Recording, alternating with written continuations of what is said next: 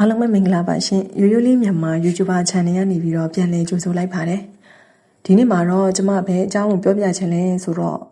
ကျမတို့ပုံမှန်ဆိုရင်ဗီဒီယိုတစ်ခုအတက်တော်မယ်မလားFacebook မှာ TikTok မှာ YouTube မှာဗီဒီယိုဖိုင် site တွေကတစ်ခုနဲ့တစ်ခုမတူကြဘူး ratio တွေကဘယ်လောက်လဲကျမတို့ Facebook မှာဆိုလို့ချင်းဘယ် ratio ဗီဒီယိုအမျိုးအစားကို ratio ပေါ့နော် file site အမျိုးအစားကိုသုံးမလဲ TikTok မှာဆိုရင်ရောဘယ် ratio ကိုသုံးလဲ YouTube မှာဆိုရင်ရောဘယ် ratio ကိုသုံးမလဲဒါမှမဟုတ်လို့ရှိရင်ကျမတို့ကဗီဒီယိုဖိုင်တစ်ခု edit တော်မယ်ဆိုရင်တော့မှကျမတို့ဖုန်းနဲ့ဖြတ်တဲ့သူဖြစ်တဲ့အတွက် KineMaster နဲ့ပဲဖြတ်မလား CapCut နဲ့ပဲဖြတ်မလားဘယ် software နဲ့ပဲဖြတ်ကိုလိုချင်တဲ့ဗီဒီယိုဖိုင်တစ်ခုကိုဘယ် ratio နဲ့သုံးတာကအကောင်းဆုံးဖြစ်မလဲအဲ့ဒါ ratio နဲ့ပတ်သက်ပြီးတော့ပြောပြပေးပါမယ်အဲ့ဆိုရင်စလိုက်ကြရအောင်ထားပါတော့ဥပမာအနေနဲ့ကျမ CapCut တဲ့ကိုစသွားမှာနော် CapCut မှာဒီမှာ aspect ratio ဆိုတာရှိတယ်ဒီမှာ ratio တွေအများကြီးပဲရှိရပါတော့ CapCut သုံးတဲ့သူဆိုရင်သိရဒီ ratio တွေအများကြီးပဲရှိရပါတော့ကျမပြောချင်တာကအဲ့ဒီမှာ916တို့69တို့ YouTube ပုံစံသင်္ကေတလေးနေလည်းပါတယ်ပေါ့နော်ဒါတွေကဘယ်လိုမျိုးလဲဆိုတာကိုရှင်းပြပေးခြင်းတယ်ပထမဆုံးပြောပြပေးမှာက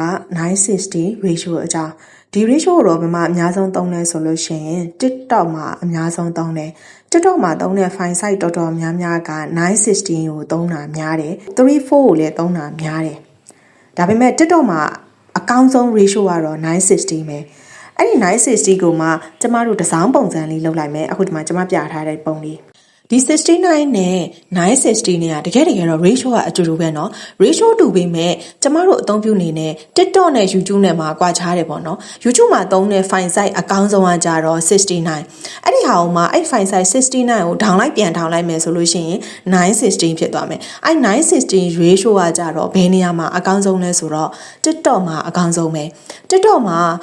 69နဲ့သုံးလို့ရတယ်11 ratio လည်းသုံးလို့ရတယ်34လည်းရတယ်43လည်းရတယ်အကုန်လုံးရတယ်သူ့ frame နဲ့သူပဲအဆင်ပြေတယ် TikTok မှာဆိုလို့ရှိရင်960ကအကောင်းဆုံး YouTube မှာဆိုလို့ရှိရင်69ကအကောင်းဆုံးပြောချင်တာကဥပမာအခုကျမ TikTok မှာသုံးတဲ့ file size ratio 916ကို Facebook မှာရောသုံးလို့မရဘူးလားရပါတယ်ဘယ်နေရာမှာသုံးလို့ရလဲဆိုလို့ရှိရင် Facebook မှာကြတော့ Facebook က11 ratio ပဲအဆင်ပြေတယ်ဒါပေမဲ့11 ratio ဆိုတာကျ960ကိုဘယ်နေရာမှာအသုံးပြုလဲဆိုတော့ကျမတို့တွေအခု reels လေးတွေလောက်ကြရမလား10 minutes စာ10 minute ခွဲစာဆိုပြီးတော့ reels လေးလောက်ကြရလေ Facebook က content monetization လုပ်တဲ့လူတွေဆိုတော်တော်များများဆိုသိတယ် file size အသေးလေးတွေအဲ့ file size အသေးလေးတွေက34ပေါ့နော်34 size နဲ့အဆင်ပြေတယ်ပြီးတော့ဒီ960နဲ့ဆိုရင်လည်းအဆင်ပြေတယ်အဲ့လို file အတူလေးတွေအတွက်က960ကိုသုံးလို့ရတယ်YouTube အဲ့လိုပဲ YouTube မှာဆိုလို့ရှိရင်လည်းပုံမှန် site က69မှာသုံးမယ်အဲ့ဒီ69ကိုမှ YouTube မှာ short လေးရှိတယ်အဲ့ဒီ short မှာကြတော့960နဲ့တင်ရင်အကောင်းဆုံးပဲကဲအဲ့ဒါဆိုရင်11 ratio ကိုတွားလိုက်ကြရအောင်11 ratio ကတော့အခုပုံမှန်ပြထားတဲ့အတိုင်းပဲ4000ပတ်လေပေါ့နော်ပတ်လေက4000ပုံစံမျိုးဖြစ်နေပေါ့နော် Facebook မှာတော်တော်များများအဲ့လို frame ကပတ်ချလေကအချိုးညီကြလေးရှိနေမယ်ဆိုလို့ရှိရင်11 ratio ပေါ့နော်11 ratio ကို YouTube မှာသုံးလို့လုံးဝအဆင်မပြေပါဘူးသုံးလို့မရဘူးလားဆိုတော့မဟုတ်ဘူးရတယ်သုံးလို့ရတယ်11 ratio ကို YouTube မှာတင်မယ်ဆိုလို့ရှိရင်ဖုန်းနဲ့ကြည့်လဲအဆင်မပြေဘူး TV မှာကြည့်လဲ frame ကမကျတဲ့အတွက်ပေါ့နော်သူ့ရဲ့ frame မဟုတ်တဲ့အတွက် file ကတော့တက်တယ်ကြည့်လို့လည်းရတယ်ဒါပေမဲ့ view ကြည့်တဲ့လူအတွက်အဆင်မပြေဘူးပေါ့နော်အဲကြောင့်မလို့11 ratio ကို YouTube မှာလုံးဝသုံးလို့အဆင်မပြေပါဘူး11 ratio ကို TikTok မှာသုံးလို့ရတယ် Facebook မှာသုံးလို့ရတယ်ပေါ့နော်11 ratio နဲ့ပတ်သက်ပြီးတော့ပေါ့နော်ကျွန်မမျက်လုံးနဲ့မြင်အောင်ပြောပြချင်တာပေါ့နော်ဘယ်ချိန်နေမှာ11 ratio ကိုသုံးလဲဆိုတော့ YouTube နဲ့ရှင်းပြီးပြချင်လို့ပေါ့နော်ကျမတို့ pocket file တွေရှိရလေ pocket file တွေဆိုများသောအားဖြင့်1နာရီကျော်1နာရီခွဲ2နာရီတို့အဲ့လိုမျိုးကြီးကြာတယ်မလားဒါပေမဲ့ pocket ဖန်တီးတဲ့လူတွေကအဲ့ဒီ file တွေအကုန်လုံးကို Facebook မှာမပြဘူးပေါ့နော်အဲ1နာရီကျော်2နာရီကျော် duration ကြာတဲ့ဟာကိုFacebook မှာမပြအောင်အဲ့ဒါဆိုတော့ तू က pocket file တွေကများသောအားဖြင့် YouTube မှာပဲတင်တယ် YouTube ကကြတော့69နဲ့သွားတယ်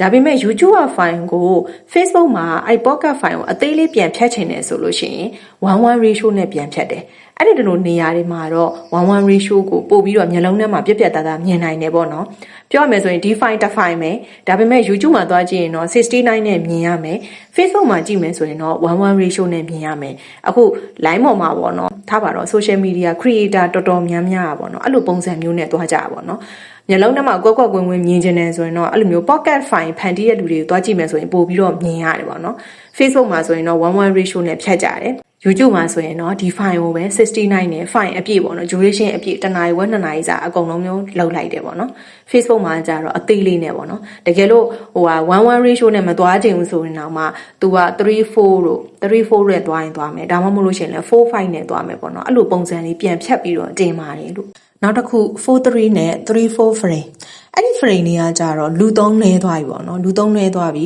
Facebook တို့ YouTube တို့ TikTok တို့ကလည်းသူတို့ရဲ့ platform မှာတင်မယ်အဲ့ဒီ file size ချိုး ratio နဲ့တင်မယ်ဆိုရင်လည်း तू ကအနောက်ကနေဘောင်အမဲလေးနဲ့လားမသိဘူးပေါ့နော်အဲ့လိုပုံစံမျိုးနဲ့ပြတယ်ပေါ့နော်လူသုံးနေသွားပြီပေါ့နော်အဲ့ဒီ file နဲ့ဖြတ်မိတယ်ဆိုရင်တင်လို့တော့ရတယ်လူတွေလည်းကြည့်လို့တော့ရတယ်ဒါပေမဲ့လူသိမ့်မသုံးတော့ဘူးဆိုတာကိုကျွန်မပြောပြပေးတာအဲ့ဒီအစားကိုဘယ် ratio ကိုအသုံးပြုလဲဆိုတော့ 4:5 ratio ကိုအသုံးများပါတယ်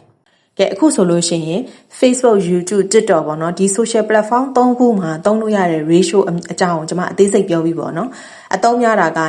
960 TikTok မှာဆို960 YouTube မှာဆို69 Facebook မှာဆိုရင်1:1 ratio 4:5အဲ့ဒီဟာအောင်မှာဒီ frame ၄မျိုးကိုပဲပတ်ချလဲလိုက်ပြီးတော့ရိုက်လို့ရတယ်ပေါ့နော်အကောင်းဆုံးအနေနဲ့ကတော့ TikTok မှာ960 YouTube မှာ69 Facebook မှာဆိုရင်1:1 ratio 4:5 ratio TikTok မှာတင်တဲ့ short file နဲ့ Facebook မှာတင်တဲ့ reels file တွေအတွက်ကကြတော့960နဲ့4:5နဲ့သုံးရင်အဆင်ပြေပါတယ်လို့ဒါဆိုလို့ရှိရင် file size ratio တွေလည်းသိပြီဘယ် social media ရဲ့ platform မှာဘယ် site ကိုလည်းသုံးရမယ်ဆိုတာသိပြီဆိုတော့ကျမရဲ့ဒီ file လေးကပြည့်စုံပြီလို့ထင်ပါတယ် file size ratio တွေလည်းသိပြီဘယ်လိုမျိုးသုံးရမှန်းဆိုတာလည်းသိပြီဆိုတော့ကျမရဲ့ဒီ file လေးတင်ဆက်မှုကိုရန်နာခွင့်ပြုပါအားလုံးကိုကျေးဇူးတင်ပါတယ်နောက် file လေးမှာပြန်လည်တွေ့ဆုံပါမယ်အားလုံးကိုကျေးဇူးတင်ပါတယ်